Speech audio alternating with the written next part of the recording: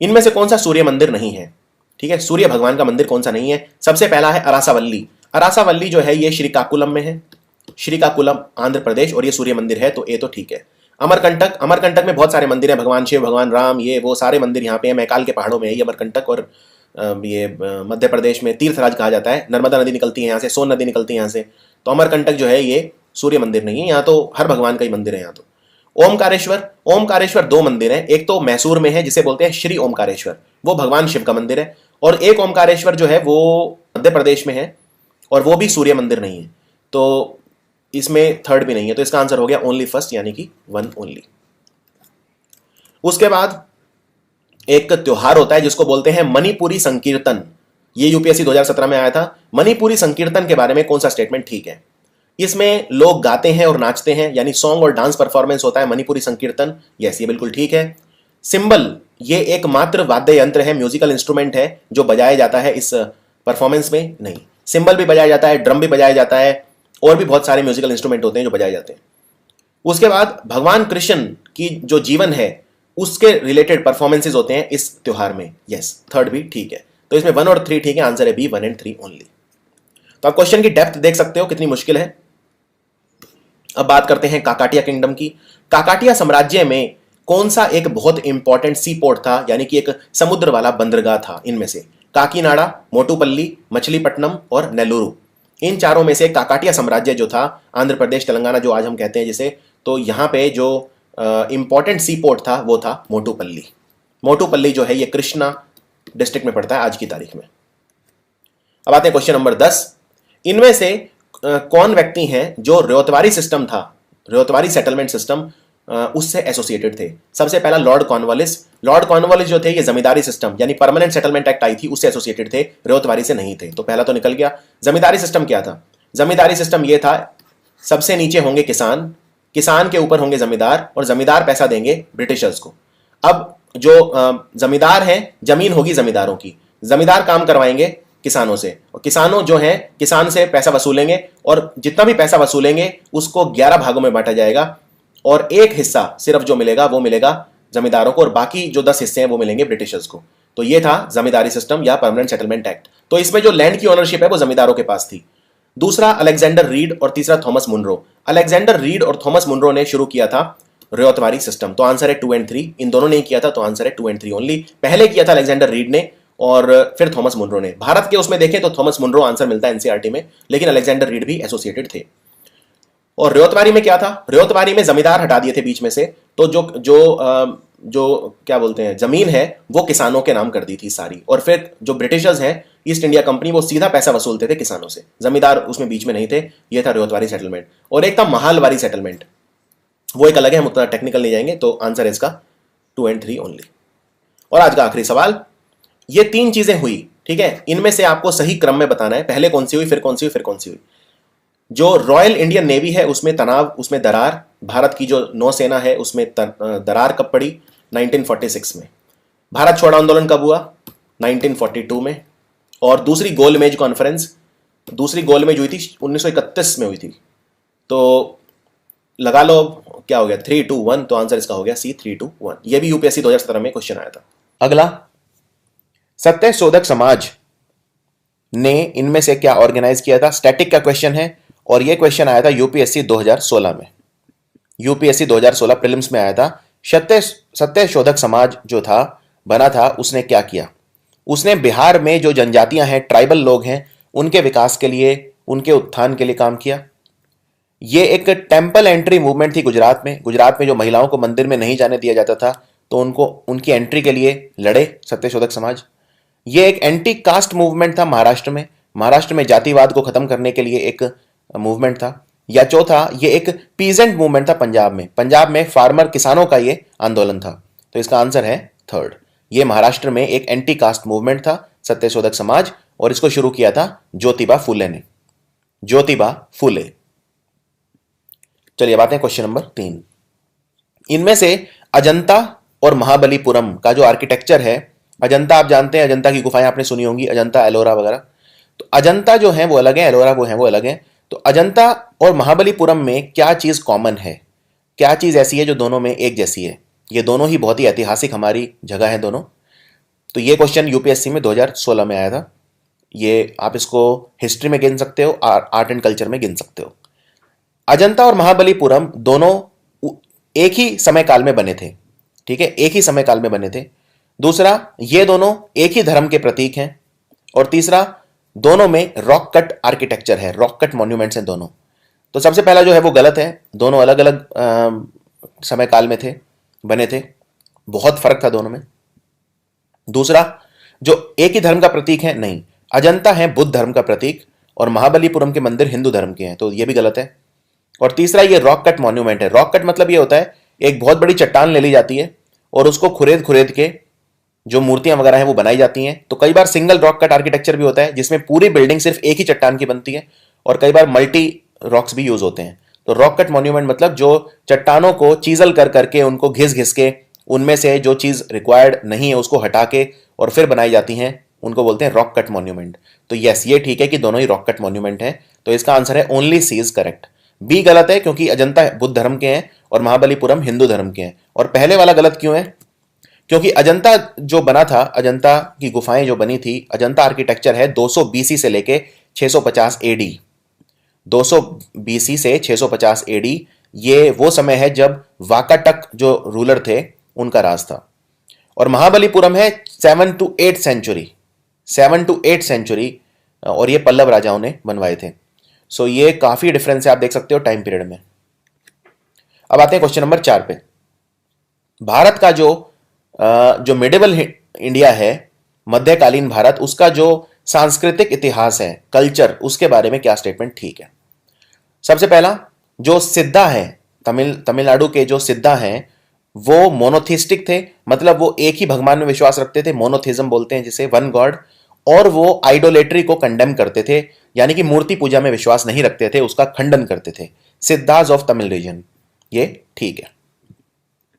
ये एनसीईआरटी की direct line लिखी हुई है।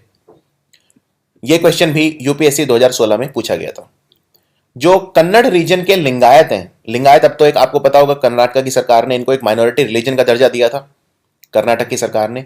तो जो लिंगायत है कर्नाटका के, ये इन्होंने क्वेश्चन किया थ्योरी ऑफ रीबर्थ, और इन्होंने कास्ट हेरारकी को रिजेक्ट किया। कास्ट हेरारकी मतलब होता है जैसे जो ब्राह्मण जो थे वो बहुत सुपेरियर थे समाज में, ये सब चीजें क्वेश्चन की उन्होंने और इस पे अंकुश लगाने का प्रयत्न किया। और जो पुनर्जन्म की जो थ्योरी है उसको भी क्वेश्चन किया, उसको नकारा। ये भी ठीक है, दोनों ही ठीक है, इसमें आंसर है बोथ 1 and 2। अब आते हैं क्वेश्चन नंबर 5 पे। ये भी यूपीएससी 2016 के एग्जाम में आया था, बहुत डिफिकल्ट सवाल है, ये आर्ट एंड कल्चर का एक्चुअली। इनमें से कौन सी किताब है जो हमारा एंशिएंट इंडिया है उसकी, जिसमें एक लव स्टोरी के बारे में बताया है, सुंगा डायनेस्टी के जो फाउंडर थे उनके बेटे की लव स्टोरी का वर्णन है? तो इनमें से कौन सी किताब है? स्वप्न वासवदत्त, मालविका अग्निमित्र, मेघदूत या रत्नावली? अब सुंगा डायनेस्टी के जो फाउंडर थे वो थे पुष्यमित्र सुंगा, ठीक है, पुष्यमित्र सुंगा। इनके बेटे थे अग्निमित्र सुंगा, और अग्निमित्र सुंगा की जो लव स्टोरी है उसका जिक्र है, बी ऑप्शन आंसर है, मालविका अग्निर्नित्रा। और जो बाकी 3 ऑप्शन है वो क्या है? तो स्वप्न वासवदत्त जो है ये एक संस्कृत में लिखा हुआ प्ले है, इसको लिखा था भासा ने, और इसमें रोमांस जो है वत्स के राजा उदयन और रानी अवंती की जो रानी है वासवदत्त, उनका इसमें जो रोमांस है वो वर्णन किया है। मेघदूत लिखी थी कालिदास ने, जो संस्कृत के विद्वान थे, ये कविता है। मेघदूत में क्या बताया है कि कैसे एक राजा जो मेघ मतलब बादल को अपना वाहन बना के एक अपना संदेश भेजता है, यानी जो मेघ है उसको दूत की तरह इस्तेमाल करता है अपनी रानी को, अपनी जो वाइफ है उन्हें, एक जाते हुए वहां के बादल को। तो काफी रोमांटिक पोयम है ये मेघदूत। और रत्नावली क्या है? ये एक ड्रामा है, रत्नावली रानी और राजा उदयन के बीच में जो ड्रामा है, उनका रोमांस बताया है रत्नावली। तो ये 3 किताबें इसमें जो दी हैं ऑप्शन वो हैं, तो इसका आंसर है मालविका अग्निर्नित्रा। चलिए अब आते हैं क्वेश्चन नंबर 6 पे। ये जो क्वेश्चन है ये है एनसीईआरटी से, और ये भी यूपीएससी का पुराने एग्जाम का क्वेश्चन है, शायद 2015 का है शायद ये। इनमें से कौन सा पेयर है जो सही मैच किया हुआ है। लेफ्ट में दिए आपको एक फेमस प्लेस और राइट में दिया है आपको एक रीजन। ठीक है, सबसे पहला बोध गया। बोध गया पड़ता है बागेलखंड में, नहीं, बोध गया बिहार में है और इसका एरिया बागेलखंड में नहीं आता। बागेलखंड में मेनली जो ये एरिया है सोनभद्र, इलाहाबाद और ये जो मिर्जापुर वाला जो एरिया है, जो दक्षिण पूर्वी उत्तर प्रदेश वाला जो एरिया है और उसके सराउंडिंग एरिया है, वो आता है बागेलखंड में। पहले वाला गलत है। खजुराहो आता है बुंदेलखंड में। बुंदेलखंड जो एरिया है इसमें मध्य प्रदेश और उत्तर प्रदेश मिलते हैं। उत्तर प्रदेश का दक्षिणी थोड़ा सा पश्चिम की तरफ का जो एरिया है वो, और मध्य प्रदेश का जो नॉर्थ वेस्ट एरिया है। तो खजुराहो के जो वो मंदिर हैं, खजुराहो जो है ये वर्ल्ड हेरिटेज साइट भी है, और ये बुंदेलखंड जो मध्य प्रदेश वाला एरिया उसमें पड़ता है। चंदेल वंशी राजाओं ने बनवाया था, ये बिल्कुल ठीक है। शिरडी पड़ता है विदर्भ में। शिरडी विदर्भ में नहीं आता, महाराष्ट्र में है और विदर्भ भी महाराष्ट्र का हिस्सा है, लेकिन शिरडी उसमें नहीं आता। नासिक पड़ता है मालवा में, नहीं, ये गलत है। मालवा जो है मेनली उसमें मध्य प्रदेश का एरिया है। नासिक जो है वो महाराष्ट्र में है, ये भी गलत है। तिरुपति आता है रायलसीमा में, ये ठीक है। तिरुपति रायलसीमा में, तो इसमें सेकंड और फिफ्थ ठीक है, आंसर है 2 और 5 ओनली। तो आपको दिखा देता हूं मैं। रायलसीमा क्या है ये समझ लो, ये आंध्र प्रदेश का नक्शा है। ठीक है, ये आंध्र प्रदेश है। आंध्र प्रदेश का जो दक्षिण आंध्र प्रदेश है जिसमें ये 4 डिस्ट्रिक्ट आते हैं, अनंतपुर, चित्तूर, कड़ापा और कुरनूल, तो ये वाला जो है सबसे दक्षिण में ये है चित्तूर डिस्ट्रिक्ट। तो तिरुपति पड़ता है चित्तूर में, तो ये रायलसीमा में आता है बिल्कुल। पूरे आंध्र प्रदेश में ये सबसे दक्षिण के जो 4 डिस्ट्रिक्ट है इन्हें बोलते हैं रायलसीमा, तो इसमें ये ठीक था वो। और ये जो है ये विदर्भ है। ये आप मैप देखो तो महाराष्ट्र का वो हिस्सा जो मध्य प्रदेश के पास है वो है विदर्भ, और इसमें 11 जिले हैं, 11 डिस्ट्रिक्ट्स हैं। अकोला, अमरावती, भंडारा, बुल्धाना, चंद्रपुर, गढ़चिरौली, गोंडिया, नागपुर, वार्धा, वाशिम और यावतमल। तो इसमें आप देख सकते हो शिरडी कहीं पे भी नहीं है। ये एक मैप का सवाल है और इसमें आपको ये बताना है कि ये सही मैच कौन सा किया हुआ है। जो लेफ्ट में है वो है एक जगह का नाम और राइट में है लोकेशन। ठीक है, तो ये आपको मैच बताना है। सबसे पहला है कार्डमम हिल्स। कार्डमम बोलते हैं इलायची को, तो कार्डमम जो हिल है वो कहाँ है, क्या आपको पता है? तो ये हमारा अगर मैप है दक्षिण भारत, तो केरल में यहाँ पे है कार्डमम हिल्स। तो यहाँ पे लिखा है कोरोमंडल कोस्ट। कोरोमंडल कोस्ट इस तरफ है, जो हमारा ईस्टर्न कोस्ट है, तमिलनाडु और थोड़ा सा हिस्सा आंध्र प्रदेश का। तो ये बिल्कुल गलत मैच किया हुआ है पहले वाला, ये ठीक नहीं है, और हमें बताना है ठीक मैच कौन सा किया हुआ है। दूसरा है कैमूर की पहाड़ियाँ, ये कोंकण कोस्ट पे है। कोंकण कोस्ट होता है जो महाराष्ट्र, गोवा, ये वाला जो एरिया है इसको बोलते हैं कोंकण कोस्ट। पश्चिम जो तट है, वेस्टर्न कोस्ट वाला जो नॉर्दर्न एरिया है जिसमें महाराष्ट्र, गोवा, कुछ हिस्सा कर्नाटक, ये सब, उसको बोलते हैं कोंकण कोस्ट। कैमूर की पहाड़ियाँ जो हैं वो एक्चुअली सेंट्रल इंडिया में हैं। जो 2 तरह के पहाड़ हैं सेंट्रल इंडिया में, विंध्या और सतपुरा। तो विंध्या वाले जो पहाड़ हैं उन्हीं का अगर हम एक्सटेंड कर दें उनको भारत के पूर्व की तरफ, तो कैमूर के पहाड़ है। तो ये दूसरा भी गलत है।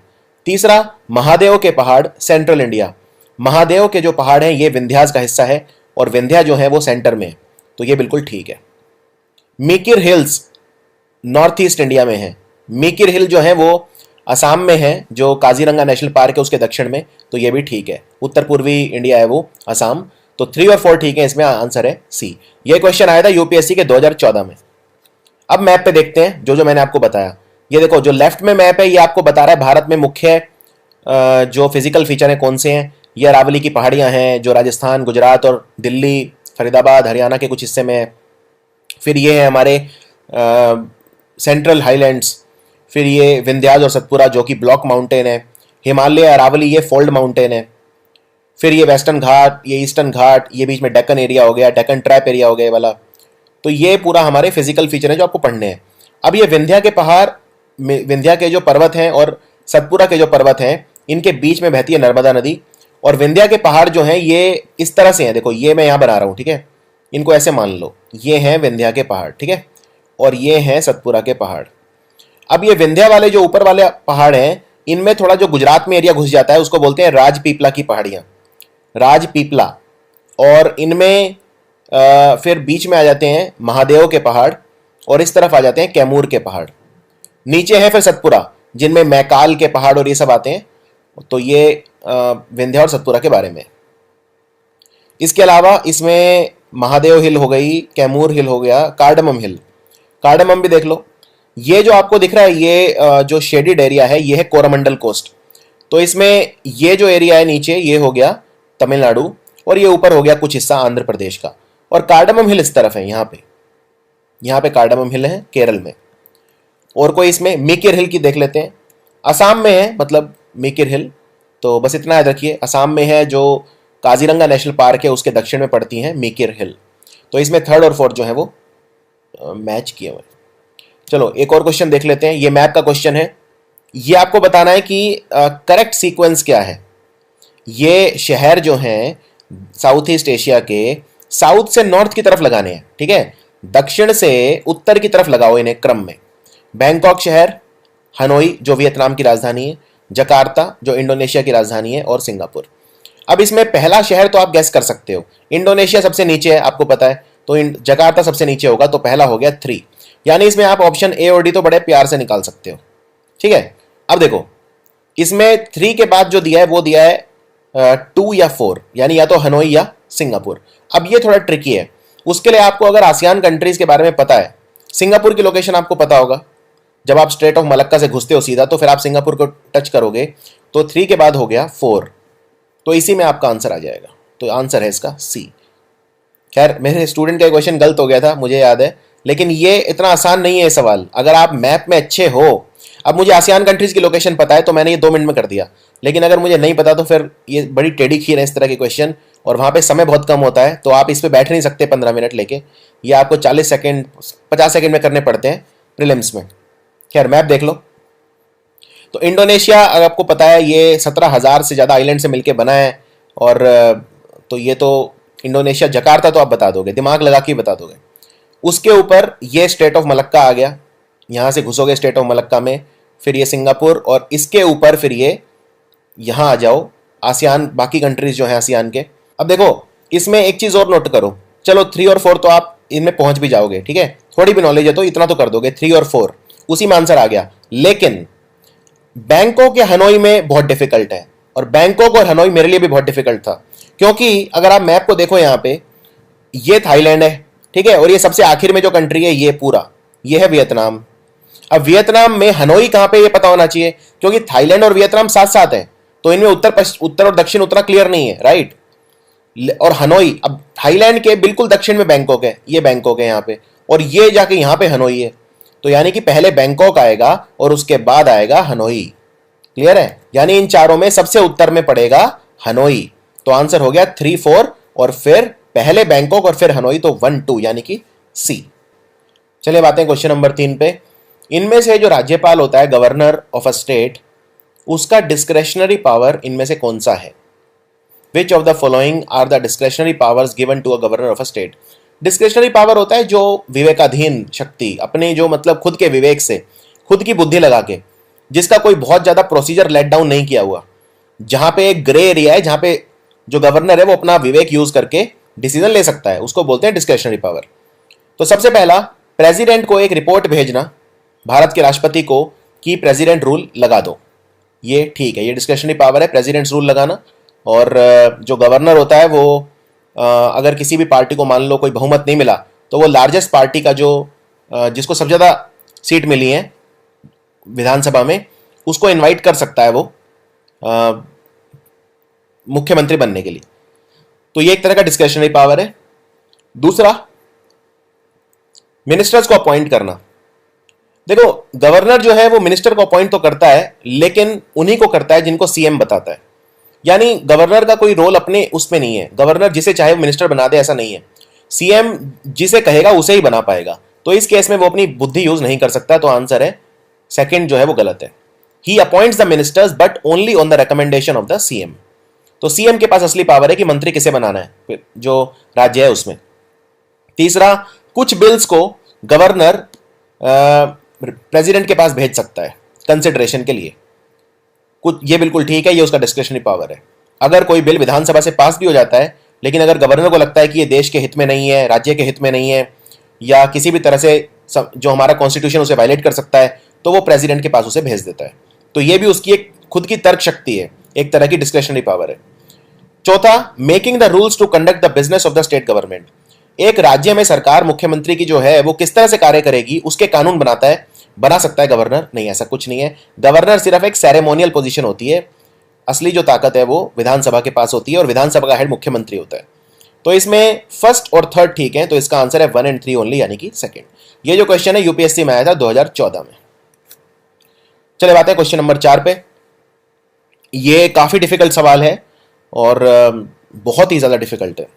इसमें देखो आपको बताना है कि ये जो मैच करना है, ठीक है, इनमें कौन सा ठीक मैच किया हुआ है। सबसे पहले में आपको एक रीजन दिया हुआ है और दूसरे में दिया हुआ है कि यहां पे क्या उगाया जाता है, क्या प्रोड्यूस होता है, ठीक है। तो सबसे पहला है किन्नौर। किन्नौर है हिमाचल प्रदेश में, यहां पे एरिका नट जो है उसकी खेती होती है। दूसरा है मेवात। मेवात एक एरिया है हरियाणा में, यहां पे मैंगो फेमस है। और तीसरा है कोरोमंडल। कोरोमंडल कोस्ट आपको पता ही है, जो मैंने आपको फर्स्ट क्वेश्चन में बताया था। कोरोमंडल जो है वो जो तट है ईस्टर्न कोस्ट, जिसमें तमिलनाडु का कुछ हिस्सा, पूरा हिस्सा मतलब तमिलनाडु का, और आंध्र प्रदेश का कुछ हिस्सा, उसको बोलते हैं कोरोमंडल कोस्ट। वहां पे सोयाबीन की खेती होती है। तो इसमें तीनों ही गलत है एक्चुअली, तो आंसर है नन। काफी डिफिकल्ट सवाल है ये, और ये एरियाज उतने कॉमन भी नहीं है। अब मैं तो मेवात के पास ही रहता हूँ तो मुझे पता है मेवात एरिया, और कोरोमंडल तो खैर कॉमन है, लेकिन किन्नौर बहुत लोगों को नहीं पता होगा। और उनमें फिर कौन सी खेती होती है किस चीज की, ये बहुत डिफिकल्ट सवाल था। ये आया था यूपीएससी 2014 में। तो यहाँ पे आप देख सकते हो किन्नौर जो है ये गलत है, क्योंकि जो एरिका नट होता है भारत में वो मेनली उगाया जाता है कर्नाटक, केरल और असम। उसके बाद, और ये किन्नौर हिमाचल में। कोरोमंडल कोस्ट पे सोयाबीन उगती है, ऐसा नहीं है। सोयाबीन के जो दो सबसे टॉप प्रोड्यूसर है इंडिया में वो है मध्य प्रदेश और महाराष्ट्र, तो ये भी गलत है। और एक जो मेवात और मैंगो बच गया, इसका कोई वो नहीं है, मेवात में कोई मैंगो के लिए ऐसा कुछ फेमस नहीं है। तीनों ही गलत है। ऑफिशियल आंसर की जो थी उसमें था नन इज करेक्ट। इनमें से कौन सा पेयर सही मैच नहीं किया हुआ है? ये क्वेश्चन है मैप का, नक्शा, मानचित्र, और ये काफी डिफिकल्ट लगा मुझे सवाल। लेफ्ट साइड में दिया है आपको ज्योग्राफिकल फीचर और राइट में दिया है वो जगह जहां पे ये चीज होती है, ठीक है। सबसे पहला है अबासीनियन प्लेटो। अबासीनियन पठार कहां होता है? ये होता है अरेबिया में। क्या ये ठीक है? तो आपको इस तरह बताना है कि कौन सा पेयर सही मैच किया हुआ है। अब क्योंकि इसमें 1 और 2 आर करेक्ट, 1 और 3 आर करेक्ट, उस तरह के नहीं दिए, तो इसमें मतलब एक ही ठीक है, क्योंकि डायरेक्ट ऑप्शन है। दूसरा, एटलस के पहाड़। एटलस के पहाड़ होते हैं नॉर्थ वेस्ट अफ्रीका में, उत्तर पश्चिमी अफ्रीका में। तीसरा है गयाना के मैदान, गयाना हाईलैंड, ये होते हैं साउथ वेस्ट अफ्रीका में। और चौथा है ओकावांगो बेसिन। ओकावांगो बेसिन है पटागोनिया में। बताओ कौन सा ठीक है इनमें? देखो, इसके लिए मैप जानना जरूरी है। इसका आंसर है बी, एटलस के पहाड़ होते हैं नॉर्थ वेस्ट अफ्रीका में। तो ये समझा देता हूं आपको। देखो, ये अफ्रीका है, ठीक है। अब इसमें दो चीज दी हुई है, यहां पे देखो दो अफ्रीका की हैं। एक तो है अबासीनियन का पठार और एक है एटलस के पहाड़। अब अगर यहां पे आप देखो तो ये जो हॉर्न ऑफ अफ्रीका में 4 कंट्री हैं, ये आपको पता ही होगा। इनमें ये वाला कंट्री है इथोपिया, अंदर की तरफ है, लैंड लॉक्ड कंट्री। जो 4 देश आते हैं हॉर्न ऑफ अफ्रीका में, एराइट्री या जिबूटी, सोमालिया और ये इथोपिया, इनमें सिर्फ इथोपिया ही लैंड लॉक्ड कंट्री है, याद रखो, ठीक है। बाकी तीनों नहीं है। और जो इथोपिया है उसके अंदर है ये अबासीनिया का पठार। तो अब यहां पे दिया है कि अबासीनिया का जो पठार है वो अरेबिया में है, अरब में नहीं है, ये है इथोपिया में। और दूसरा है एटलस के पहाड़। तो ये एटलस के पहाड़ हैं। सबसे उत्तर के 4 कंट्री कौन से हैं? ये अफ्रीका के। इनको याद रखने का तरीका बताता हूं। जब मैं ऑफलाइन क्लास लिया करता था तब मैं स्टूडेंट्स को बताता था ये ट्रिक्स। मेल, ठीक है। तो ये है मोरक्को, ये अल्जीरिया, ये लिबिया और ये इजिप्ट। MALE, ठीक है। मोरक्को, अल्जीरिया, लिबिया और इजिप्ट। और ये मोरक्को और अल्जीरिया का जो ये हिस्सा है, ये एक ऊपर छोटा सा कंट्री हो रहा है टूनिशिया। तो मोरक्को और अल्जीरिया का ये जो हिस्सा है, अब ये अफ्रीका के पश्चिम में है और उत्तर में है। तो नॉर्थ वेस्ट अफ्रीका में है एटलस के पहाड़, तो ये बिल्कुल ठीक है। फिर है गयाना के मैदान और ओकावांगो का बेसिन, ये तो दक्षिण अमेरिका में है। यहां पे देखो, ये जो कंट्री है, पहले हम दक्षिण अमेरिका के नॉर्थ की बात करते हैं, ठीक है। ये वेनेजुएला का कुछ हिस्सा, मैक्सिमम तो वेनेजुएला का हिस्सा है इसमें, कुछ हिस्सा ब्राजील का भी टच कर रहा है, कुछ हिस्सा गयाना का, ठीक है। तो ये मिलके बना रहे हैं गयाना के हाईलैंड। और ये जो है ये है पटागोनिया का एरिया, ये है अर्जेंटीना का हिस्सा और ये है चिले कंट्री। तो अर्जेंटीना और जो चिले का जो बॉर्डर वाला एरिया है, वहां से ये एक्सटेंड कर रहा है पटागोनिया। तो यहां पे देखो दिया है कि गयाना के हाईलैंड है साउथ वेस्ट अफ्रीका में। अफ्रीका में तो है ही नहीं। गयाना के हाईलैंड कहाँ है? वेनेजुएला, ब्राजील और कुछ हिस्सा गयाना का। और ओकावांगो बेसिन पटागोनिया में। यहां पे आपको दिखाता हूं, ये इसमें एक्चुअली मैप में दिया नहीं हुआ। जो अफ्रीका का दक्षिणी हिस्सा है वहां पे मिलता है ओकावांगो बेसिन। ये एक तरह के वेटलैंड है, स्वम्पी एरिया है ये। चलो अब आते हैं क्वेश्चन नंबर 2 पे। तो काफी डिफिकल्ट मैप क्वेश्चन था ये यूपीएससी 2013 के पेपर में। ये वाला जो क्वेश्चन है ये लिया है यूपीएससी 2014 के पेपर से। इसमें एनवायरमेंट इकोलॉजी में आप इसको गिन सकते हो या स्टैटिक जीके में गिन सकते हो, सामान्य ज्ञान है तो इनमें से कौन सा पेयर जो है वो सही मैच किया हुआ है। सबसे पहला हरिके आर्द्र भूमि यानी वेटलैंड। हरिके वेटलैंड है, ये वहां पे पाए जाते हैं जहां पे ब्यास और सतलुज नदी मिलती है। अब ब्यास और सतलुज मिलती है मतलब समझ जाओ पंजाब की बात हो रही है। और हरिके, रोपड़, ये सब जो वेटलैंड है ये पंजाब में है। पहले वाला ऑप्शन ठीक है। दूसरा कियोलाडियो नेशनल पार्क, कियोलाडियो राष्ट्रीय उद्यान को पहले भरतपुर बर्ड सेंचुरी बोलते थे, भरतपुर में राजस्थान में। यहां पे मिलती हैं दो नदियां, बनास और चंबल। बनास और चंबल नहीं, ये गलत है। चंबल नदी जो है ये कोटा को टच करती है, उस साइड टच करती है, ये इस तरफ नहीं है। ये दो नदियां नहीं मिलती यहाँ पे कियोलाडियो में। कियोलाडियो में जो दो नदी मिलती हैं आपको बताऊंगा अभी। उसके बाद कोलेरू झील, कोलेरू झील पे दो नदियां मिलती हैं, मूसी और कृष्णा। नहीं, मूसी नदी जो है ये इसके किनारे है हैदराबाद शहर, ये भी नहीं है। और मूसी नदी कृष्णा में ही मिल जाती है, समझ रहे हैं आप, मतलब मूसी नदी is a tributary of river Krishna. तो तीसरा तो बिल्कुल ही गलत है, दो और तीसरा गलत है, तो इसमें सिर्फ पहला ठीक है। तो आंसर है वन ओनली, वन ओनली। अब आपको बताता हूं कि कौन कौन सी नदियां मिलती हैं। तो कोलेरू जो है वहां पे, कोलेरू जो है वहां पे दो नदियों का जल प्रपात है, डेल्टा एरिया है, उसके बीच में है ये। तो गोदावरी नदी और कृष्णा नदी के बीच का जो एरिया है वहां पे है कोलेरू झील। ये सिटी है एलुरु की। और कियोलाडियो जो नेशनल पार्क है, यहां पे दो नदी जो मिलती हैं, एक है गंभीरा और एक है बाणगंगा। गंभीरा और बाणगंगा। तो इसमें सिर्फ पहले वाला ठीक है। तो क्वेश्चन जो है आप देख सकते हो काफी टफ है। ये जो सवाल है ये 2013 का है, यस 2013 का। इनमें से कौन सा पेयर है, ये दो दो आपको वो दिए हैं, सिस्टम ऑफ इंडियन फिलॉसफी। तो कौन सा इंडियन सिस्टम, इंडियन फिलॉसफी भारतीय दर्शन शास्त्र के जो 6 सिस्टम हैं उनमें से एक नहीं है। समझ गए, भारतीय दर्शन शास्त्र इंडियन फिलॉसफी के जो 6 सिस्टम हैं उनमें से एक नहीं है। अब ये क्वेश्चन ऐसा नहीं है कि फिलॉसफी से पूछा है, ये आर्ट एंड कल्चर से भी आ सकता है, ये आर्ट एंड कल्चर का भी हिस्सा हो सकता है। सबसे पहला मीमांसा और वेदांता, न्याय और वैशेषिका, लोकायत और कपालिका, और संख्या और योगा। अगर अब आपने फिलॉसफी का एक बेसिक आइडिया नहीं लिया है तो क्वेश्चन को नहीं कर पाएंगे। इसमें आप बड़ी आसानी से निकाल सकते हो। लोकायत जो है ये चारवाक स्कूल ऑफ फिलॉसफी में था। चारवाक ने कहा था, जो जिसे बोलते हैं ना आज की तारीख में हेडोनिज्म, सुखवाद, उसको बोलते हैं लोकायत, लाइफ एंजॉय करना। तो ये इसमें नहीं है, इंडियन सिस्टम में नहीं है, ये इंडियन फिलॉसफी का पार्ट नहीं है। चारवाक की जो फिलॉसफी के उसमें है ये। तो इसमें सी आंसर है। लोकायत और कपालिका जो है ये इंडियन फिलॉसफी के पार्ट नहीं है। ये है 6 पार्ट, सांख्य, योगा, न्याय, वैशेषिका, मीमांसा और वेदांता।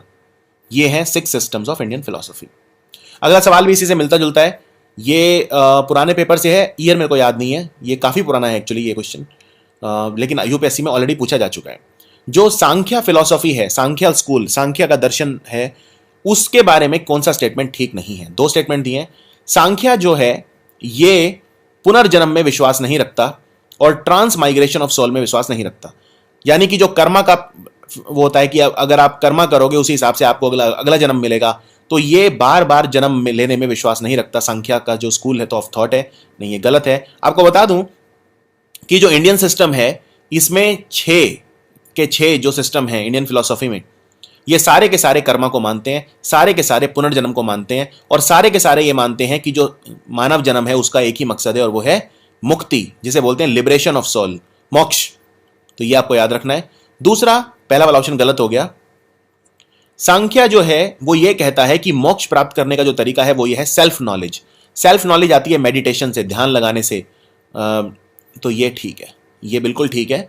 और इनका ये कहना है कि जो सेल्फ नॉलेज है, आत्मज्ञान, उसी से मुक्ति मिलती है, मोक्ष मिलता है, और किसी बाहरी चीज से नहीं। तो इसमें सेकंड जो है वो ठीक है, तो आंसर है सेकंड ओनली। ये एग्जाम में आया हुआ है, यूपीएससी 2017 के एग्जाम में आया था। इनमें से कौन सा ऐसा कंट्री है जो गल्फ कोऑपरेशन काउंसिल का मेंबर नहीं है। गल्फ कोऑपरेशन काउंसिल का member Iran, Saudi Arabia, Oman और कुवैत। इसमें आप ये कॉमन सेंस लगा सकते हैं, ईरान और सऊदी अरेबिया दोनों मतलब दोनों के बीच में राइवलरी है, दोनों काफ़ी बड़े शत्रु हैं, तो ये दोनों तो एक ऑर्गेनाइजेशन में नहीं होंगे। हाँ, हालांकि ईरान और सऊदी अरेबिया दोनों ओपेक के मेंबर तो हैं, लेकिन ईरान और सऊदी अरेबिया दोनों नहीं हैं, तो ईरान मेंबर नहीं है गल्फ कोऑपरेशन काउंसिल का। सऊदी अरेबिया की जो कैपिटल है रियाद, वो इसका हेडक्वार्टर है। और इसमें मैक्सिमम जो जिसे कहते हैं the country that calls the shots, यानी जिस कंट्री की सबसे ज़्यादा चलती है वो है सऊदी अरेबिया। तो सऊदी अरेबिया इसमें डोमिनेट करता है। ओमान भी इसका मेंबर है और कुवैत भी है। तो इसका जो आंसर होगा वो होगा वन। इसमें पूछा नहीं है तो इसमें सिर्फ ईरान नहीं है, तो आंसर है वन ओनली। तो यहाँ पे आप देख सकते हो इसके जो मेंबर हैं सारे, ये 6 कंट्री इसके मेंबर हैं। और मैप प्रैक्टिस भी आपकी अच्छी होनी चाहिए। ये जो कंट्री है नीचे, ये है यमन, और सऊदी अरब और यमन की वॉर भी चल रही है काफ़ी लंबे समय से। फिर इसमें कुवैत है, ये बहरीन, कतर, यहाँ पे ये कतर, और कतर और सऊदी अरेबिया के बीच में भी काफ़ी लड़ाई चल रही है डोमिनेंस के लिए। कतर जो है फाइनेंशियली बहुत ऊपर जा रहा है। कतर में जो गैस वगैरह के रिजर्व्स हैं बहुत ज़्यादा हैं। और ये ओमान है, ये सऊदी अरेबिया के एकदम ऊपर ये है इराक, और ये सारे कंट्री भी आसान है। ये सीरिया है, ये इज़राइल हो गया, यहाँ पे ये गाज़ा, ये हो गया यमन, ये जॉर्डन हो गया, जो ये मेडिटेरेनियन सी है, ये इजिप्ट है। तो ये जो है इससे लगता नहीं है, तो ये जॉर्डन हो गया। कल मैंने मैप में आपसे पूछा था कि इनमें से कौन सा कंट्री है जो नहीं लगता मेडिटेरेनियन सी से, तो सीरिया, इज़राइल और ये इजिप्ट ये लगते हैं। और ये ऊपर टर्की है, ये है ईरान, ताकतवर ईरान। तो ये फिर यहाँ से और ईस्ट में जाओगे तो फिर पाकिस्तान, अफगानिस्तान वो सब स्टार्ट हो जाएंगे। पहले अफगानिस्तान, फिर पाकिस्तान, फिर इंडिया। तो आई होप क्लियर होगा। ये इराक है, ये सीरिया है, ये टर्की है, ये इज़राइल है, ये जॉर्डन है, ये यमन है, ये गल्फ़ ऑफ एडन बोलते हैं इसे, ये रेड सी हो गया, और ये हो गई पर्शियन गल्फ़। तो ये मैप की प्रैक्टिस आपकी अच्छी होनी चाहिए, एटलीस्ट बेसिक प्रैक्टिस होनी चाहिए। तो ईरान नहीं है, बाकी ये 6 कंट्रीज़ हैं। यहाँ पे थोड़ा और क्लियर है। ये एक पॉलिटिकल मैप है, सो इसमें काफ़ी क्लियर है सारा। खैर आगे बढ़ते हैं। इनमें से कौन सा स्टेटमेंट ठीक है? जो चीफ सेक्रेटरी होता है, जो मुख्य सचिव होता है एक राज्य का, ये किसी भी एक आईएएस ऑफिसर के लिए सबसे ऊंची पोस्ट होती है एक स्टेट में, चीफ सेक्रेटरी। और सेंट्रल में की मैं बात करें तो वहाँ पे जो सबसे ऊंची पोस्ट होती है वो होती है कैबिनेट सेक्रेटरी, कैबिनेट सचिव। जो चीफ सेक्रेटरी होता है एक स्टेट में, वो गवर्नर के द्वारा अपॉइंट किया जाता है। चीफ सेक्रेटरी को चूज करता है चीफ मिनिस्टर और अपॉइंट करता है गवर्नर। तो बेसिकली जो राज्य में कार्य होते हैं वो गवर्नर के नाम पे होते हैं, इसलिए अपॉइंट करता है गवर्नर। लेकिन मुख्यमंत्री बताता है गवर्नर को कि किसे अपॉइंट करना है, तो चूज करता है चीफ मिनिस्टर, अपॉइंट करता है गवर्नर। तो ये ठीक है। ये ठीक उसी तरह है जिस तरह से जो स्टेट के अंदर कैबिनेट मंत्री होते हैं, स्टेट कैबिनेट के, वो मुख्यमंत्री डिसाइड करता है, बस गवर्नर उन्हें अपॉइंट करता है। दूसरा, चीफ सेक्रेटरी जो होता है उसका फिक्स टेन्योर होता है, यानी चीफ सेक्रेटरी जो भी अपॉइंट किया जाता है उसका कार्यकाल फिक्स होता है कि इतने समय के लिए वो बनेगा। नहीं, ये गलत है, उसका कार्यकाल फिक्स नहीं होता। सो इसमें आंसर है ओनली वन इज करेक्ट, यानी कि फर्स्ट। क्वेश्चन नंबर 4, इनमें से कौन सा सही मैच नहीं किया हुआ है? ये क्वेश्चन ज्योग्राफी एनसीईआरटी से है। सबसे पहला है उर्वर। उर्वर बोलते हैं जो डेजर्ट लैंड होता है, यानी जो मरुस्थली जमीन होती है उसे बोलते हैं उर्वर। दूसरा है मरु। मरु बोलते हैं फर्टाइल लैंड को, यानी कि जो बहुत उपजाऊ जमीन है उसे बोलते हैं मरु। फिर है नदी मत्रिका। नदी मत्रिका उस जमीन को बोलते हैं that is watered by a river, यानी जिसको नदी जो है पानी देती है, नदी जिसको सींचती है उसे बोलते हैं नदी मत्रिका। और उसके बाद है देव मत्रिका। देव मत्रिका वो जमीन होती है जो जिसको सींचती है बारिश, यानी कि रेन। तो इसमें 3 और 4 तो ठीक हैं। उर्वर और मरु इंटरचेंज है। उर्वर बोलते हैं फर्टाइल जमीन को, मरु बोलते हैं मरुस्थली जमीन को। तो 1 और 2 इसमें ठीक नहीं है, तो इसका आंसर है फर्स्ट 1 और 2 ओनली। अब आते हैं क्वेश्चन नंबर 5। ये है हिस्ट्री एनसीईआरटी से। हिस्ट्री, इंडस वैली सिविलाइजेशन यानी सिंधु घाटी सभ्यता। तो इसमें से सही मैच कौन सा नहीं है? जो लेफ्ट साइड है, लेफ्ट में आपको दिया है हड़प्पन साइड, यानी कि जो सिंधु घाटी सभ्यता का कोई क्षेत्र है वो दिया है। और राइट साइड में दिया है आधुनिक नाम। ठीक है, आधुनिक नाम। सबसे पहला है ढोलावीरा। ढोलावीरा आप जानते हो गुजरात में था, और आज के टाइम में ये जहाँ पे है वो है कदिर बैट आइलैंड। जहाँ पे कभी ढोलावीरा होता था आज है कदिर बैट टापू। ये रन ऑफ कच्छ एरिया में है, ये ठीक है। राखीगिरी, राखीगढ़ी जो है ये आज जो हरियाणा का हिसार है वहाँ पे है, यस ये ठीक है। भिराना, भिराना आज के टाइम में जो हरियाणा है वो है, यस ये भी ठीक है। और भोगावो सौराष्ट्र गुजरात, ये भी ठीक है। चारों इसमें ठीक है, तो इसका आंसर है नन। इनमें कोई भी इनकरेक्ट नहीं है, सारे ठीक हैं। इसीलिए यूपीएससी के पुराने पेपर से लिए जा रहे हैं। आज के जो क्वेश्चन है सारे यूपीएससी 2015 के पेपर से लिए गए हैं। Art and archaeological history of India के रेफरेंस के हिसाब से इनमें से कौन सा ऐसा मॉन्यूमेंट है, स्मारक है, जो सबसे पहले बना था? यह बहुत डिफिकल्ट लेवल का क्वेश्चन है। इसके लिए आर्ट एंड कल्चर आपको एकदम अच्छे से पता होना चाहिए, आपके द्वारा स्टडी किया होना चाहिए। आप नितिन सिंघानिया किताब या एनसीईआरटी जो है, पुरानी एनसीईआरटी, उनको पढ़ सकते हैं। सबसे पहला है भुवनेश्वर का लिंगराज मंदिर। लिंगराज मंदिर जो है ये उड़ीसा में है। और आपको बता दूं, उड़ीसा में एक और मंदिर है जिसको वर्ल्ड हेरिटेज साइट का दर्जा मिला हुआ है, जिसको बोलते हैं कोणार्क का सूर्य मंदिर। और कोणार्क का सूर्य मंदिर एकमात्र वर्ल्ड हेरिटेज साइट है उड़ीसा के पास। लिंगराज मंदिर, rock cut elephant at Dhauli, rock cut monument at Mahabalipuram. Rock cut monument आप जानते ही हैं, जो एक चट्टान होती है उसको घिस घिस के फिर बनाया जाता है, रॉक कट मॉन्यूमेंट। कई बार तो पूरा का पूरा मंदिर सिर्फ एक ही चट्टान का बना हुआ होता है, उसको घिस घिस के या उसको जो भी अनरिक्वायर्ड पार्ट है उसको काट दिया जाता है, अलग कर दिया जाता है, और फिर उसमें से एक वो उभर के आती है मूर्ति। और वराह का जो इमेज है उदयगिरी में, वराह जो है ये भगवान विष्णु के जो 10 अवतार हैं उनमें से एक था वराह अवतार। वराह बोलते हैं एक सुअर को, तो ये भी याद रखिए। तो इनकी टाइमलाइन देख लेते हैं जिससे आपको आसान हो जाए। लिंगराज मंदिर बने थे भुवनेश्वर में 11th सेंचुरी एडी। ये एडी और बीसी क्या होता है? बिफोर क्राइस्ट और अन्ना डोमिनो। जीसस क्राइस्ट का जब जन्म हुआ था उसको हम मान लेते हैं 0। उससे पहले का समय है बिफोर क्राइस्ट यानी ईसा पूर्व, और बर्थ के बाद का जो समय है उसको बोलते हैं अन्ना डोमिनो यानी कि after the birth of Christ. तो लिंगराज मंदिर बने थे 11th सेंचुरी एडी में। रॉक कट मॉन्यूमेंट महाबलीपुरम में ये बने थे 7th सेंचुरी एडी में। उदयगिरी के जो स्मारक हैं ये बने थे 5th सेंचुरी एडी में। और rock cut elephant at Dhauli ये बने थे अशोका का, जब मौर्य साम्राज्य था अशोक का, 272 से 231 बीसी बिफोर क्राइस्ट। तो सबसे पुराने ऑफ कोर्स यही है, rock cut elephant at Dhauli. तो इस तरह के डिफिकल्ट क्वेश्चन भी देखे जा सकते हैं। ये वाला जो क्वेश्चन है ये है ऑर्गेनाइजेशन से। ये भी यूपीएससी 2015 पेपर में पूछा गया था और ये मैं कई बार इस तरह के क्वेश्चन आपको प्रैक्टिस करवा चुका हूं।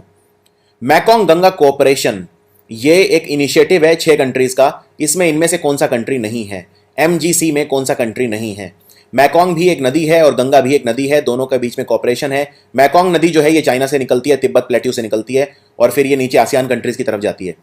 बांग्लादेश नहीं है इसमें, कंबोडिया है, चाइना बिल्कुल नहीं है, म्यांमार है, थाईलैंड है। तो इसमें बांग्लादेश और चाइना नहीं है, तो आंसर हो गया 1 और 3। इसमें पूछा है कि कौन सा नहीं है, तो ये याद रखिए। और 2010 में बना था ये।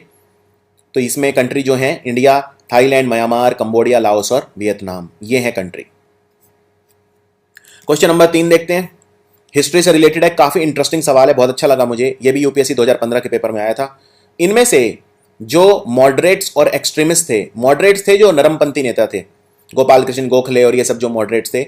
एक्सट्रीमिस्ट थे लाल बाल पाल, जो थोड़े से राष्ट्रवादी सोच वाले थे, थोड़े से कट्टर थे, थोड़े से राष्ट्रवादी सोच। एक्सट्रीमिस्ट नाम से पता चल रहा है।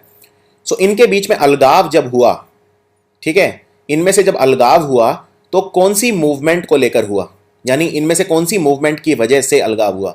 देखो, अलगाव हुआ था, सूरत स्प्लिट बोलते हैं इसे, सूरत सेशन में हुआ था 1907 में, ठीक है। तो स्वदेशी movement, quit India, non cooperation और सिविल डिसोबीडियंस मूवमेंट। आपको बता दूं ये फिर मिल भी गए थे बाद में लखनऊ सेशन में। तो और ये सारी जो घटनाएं हैं, क्विट इंडिया, नॉन कॉपरेशन और सिविल डिसोबीडियंस, ये लखनऊ सेशन के बाद की हैं। तो यानी बी, सी और डी तो आंसर हो नहीं सकते। तो आंसर है स्वदेशी। जब बंगाल का विभाजन हुआ था तो फिर स्वदेशी मूवमेंट शुरू हुआ था और इसमें जो मॉडरेट्स थे वो ज़्यादा कुछ अचीव कर नहीं पाए थे, तो एक्सट्रीमिस्ट जो नेता थे उनमें एक अलगाव हो गया था। तो इसकी कहानी आपको फटाफट बता देता हूँ। इंडियन नेशनल कांग्रेस आपको पता होगा एओ ह्यूम ने बनाई थी, एलन ऑक्टावियन ह्यूम ने 1885 में। और 2 ग्रुप्स थे इसमें, मॉडरेट और एक्सट्रीमिस्ट। इनिशियली जो 1885 से 1905 के जो 20 साल हैं इनको बोला जाता है पीरियड ऑफ द मॉडरेट्स, क्योंकि जो नरमपंथी नेता थे वो इस समय हावी थे। ये बहुत प्यार से बात करते थे। इनका वो था कि हम धरना देंगे, प्रेयर करेंगे, हम पेटिशन रिक्वेस्ट करेंगे, अंग्रेजों से कुछ चाहिए होगा, मीटिंग्स करेंगे, पैम्फलेट वगैरह बांटेंगे, इस तरह की चीज़ें थी। और एक्सट्रीमिस्ट जो थे वो बाइकआउट वगैरह में विश्वास रखते थे, आंदोलनों में विश्वास रखते थे। तो थोड़े से उनकी राष्ट्रवादी सोच थी, वो ब्रिटिशर्स से हर चीज़ के लिए रिक्वेस्ट करने में विश्वास नहीं रखते थे। सो मॉडरेट जो थे वो उतना अचीव कुछ कर नहीं पाए। द ओनली थिंग जो 20 सालों में मॉडरेट्स ने अचीव करी वो ये कि इंडियन काउंसिल एक्ट ऑफ 1892 में कुछ बदलाव जो थे वो इनके मान लिए थे अंग्रेजों ने। उससे जो क्या था, लोगों में एक निराशा हुई कि मॉडरेट्स तो कुछ कर ही नहीं पा रहे। तो 1907 की मीटिंग में क्या हुआ था, एक्सट्रीमिस्ट और मॉडरेट जो थे वो अलग हो गए थे। और बाद में ये जुड़ भी गए थे, वापस एक हो गए थे लखनऊ 1916 का जो सेशन था। तो याद रखिए मॉडरेट्स और एक्सट्रीमिस्ट जो थे वो रीयूनाइट हो गए थे लखनऊ 1916 में। क्वेश्चन नंबर 4 पे ये देखिए, ये 3 राज्य दिए हैं, इनमें से पूछा है कि ट्रॉपिकल वेट एवरग्रीन फॉरेस्ट जो हमारे उष्ण कटिबंधीय जो वेट एवरग्रीन फॉरेस्ट हैं वो कहाँ पे होते हैं। देखो ये जो फॉरेस्ट है ये वैसे फॉरेस्ट नाम से पता चल रहा है एवरग्रीन, एवरग्रीन मतलब सदाबहार। और सदाबहार कोई फॉरेस्ट क्यों होंगे, क्योंकि बारिश बहुत होगी और सूरज की रोशनी काफ़ी मिलेगी। तो ये 2 मेन कंडीशन है, इसलिए ये ट्रॉपिक्स के आसपास होते हैं। जैसे जो कॉन्गो के फॉरेस्ट हैं या अमेजोन के फॉरेस्ट हैं इक्वेटर के पास, तो ये सारे एग्जाम्पल है ट्रॉपिकल वेट एवरग्रीन फॉरेस्ट के। इंडिया में कहाँ होंगे, जब बारिश बहुत ज़्यादा होगी। तो इसमें पूछा है कि इनमें से कौन सा स्टेट है, अरुणाचल, हिमाचल और मिजोरम, इनमें से कहाँ मिल सकते हैं। हिमाचल तो गया, हिमाचल में इतनी बारिश नहीं होती कहीं पर भी। हिमाचल जो है यहाँ पे जो साउथ वेस्ट मानसून होती है वो डायरेक्ट स्ट्राइक नहीं करती। मिजोरम में बिल्कुल मिलते हैं और अरुणाचल के कुछ हिस्सों में मिलते हैं। तो आंसर है 1 and 3 ओनली। सो आंसर है C 1 and 3। आपको मैप पे दिखा देता हूं, ये देखो ये पश्चिमी घाट्स की जो वेस्टर्न स्लोप है, यानी पश्चिमी घाट का जो वेस्ट वाला एरिया है, क्योंकि साउथ वेस्ट मानसून सीधा यहाँ पे आता है तो 250 सेंटीमीटर से ज्यादा की बारिश यहाँ पे होती है। और उसके बाद ये सीधा यहाँ पे निकलता है साउथ वेस्ट मानसून। ये है बे ऑफ बंगाल ब्रांच जिसे पूर्वा बोलते हैं, और फिर ये ऊपर जाती है और ये यहाँ पे मेघालय की जो पहाड़ियाँ हैं, खासी, गारो, जयंतिया, चेरापूंजी वगैरह में बहुत बारिश होती है। अरुणाचल में, कुछ हिस्सा त्रिपुरा, कुछ हिस्सा मिजोरम, कुछ हिस्सा नागालैंड का, अपर असम का जो ऊपर वाला एरिया है, ब्रह्मपुत्रा वैली के ऊपर वाला जो एरिया है, ये सब एरिया, तो इसमें काफ़ी इस वजह से बारिश होती है। तो इन एरियाज में मिलते हैं ट्रॉपिकल वेट एवरग्रीन फॉरेस्ट। और एक इनसे थोड़े से कम जहाँ बारिश होती है वहाँ होते हैं ट्रॉपिकल मॉइस्ट डेसिडस फॉरेस्ट, तो वो भी इन एरियाज में मिलेंगे, लेकिन थोड़ा सा और कम बारिश वाले मान लो। तो जैसे वेस्टर्न घाट्स की वेस्टर्न स्लोप हटा दो तो ईस्टर्न स्लोप मान लो उस साइड पे। तो आई होप ये क्लियर होगा आपको कि ट्रॉपिकल रेन फॉरेस्ट भारत में कहाँ मिलते हैं, वेस्टर्न घाट में, नॉर्थ ईस्टर्न के राज्यों में मेनली यहाँ पे, और अंडमान निकोबार में भी, क्योंकि अंडमान निकोबार में भी बहुत भारी बारिश होती है bay of Bengal south west monsoon जो आता है उसकी वजह से। अब आते हैं क्वेश्चन नंबर 5 पे। ये मैप का क्वेश्चन है, नक्शा। इनमें से कौन सा कंट्री ऐसा है जो मेडिटेरेनियन सी में ओपन नहीं होता, यानी कि मेडिटेरेनियन सी जो है भूमध्य सागर बोलते हैं इसे, ये यूरोप को अलग करता है अफ्रीका से। तो मेडिटेरेनियन सी से कौन सा जो समुद्र है, मेडिटेरेनियन सी जो समुद्र है इससे कौन सा कंट्री नहीं लगता, ठीक है, सीरिया, जॉर्डन, लेबनान या इजराइल। तो मैं समझता हूं ये इस तरह के सवाल तो आपको कर लेने चाहिए। ये रिलेटिवली आसान सवाल था यूपीएससी 2015 के एग्जाम में। ये कंट्री है जॉर्डन। मैप पे दिखा देता हूं, ये है मेडिटेरेनियन सी, ठीक है। लेबनान आप देख सकते हो, लेबनान की जो तटरेखा है भूमध्य सागर में खुलती है, इजराइल भी, ठीक है, और यहाँ पे सीरिया भी। तो बचा जॉर्डन, जॉर्डन अंदर की तरफ है तो जॉर्डन की नहीं खुलती। तो रामोन मैग्सेसे अवार्ड, इसके बारे में कौन सा स्टेटमेंट ठीक है। रामोन मैग्सेसे अवार्ड, सबसे पहला रामोन मैग्सेसे अवार्ड जो इसका नाम रखा गया है वो फिलीपींस के पूर्व राष्ट्रपति के नाम पे रखा गया है। रामोन मैग्सेसे जो थे ये फॉर्मर प्रेसिडेंट थे फिलीपींस के, ये ठीक है, ये तीसरे राष्ट्रपति थे फिलीपींस के। ये अवार्ड हर साल दिया जाता है, it is awarded every year, ये ठीक है। ये अवार्ड दिया जाता है इंडिविजुअल्स को या ऑर्गेनाइजेशंस को जो सिर्फ एशिया के होने चाहिए, यानी जो एशिया महाद्वीप है सिर्फ उनके इंडिविजुअल्स को या ऑर्गेनाइजेशन को दिया जाता है, ये ठीक है। और इसको एशिया का नोबेल प्राइज भी बोलते हैं, ये भी ठीक है। तो चारों ठीक है, आंसर है ऑल आर करेक्ट।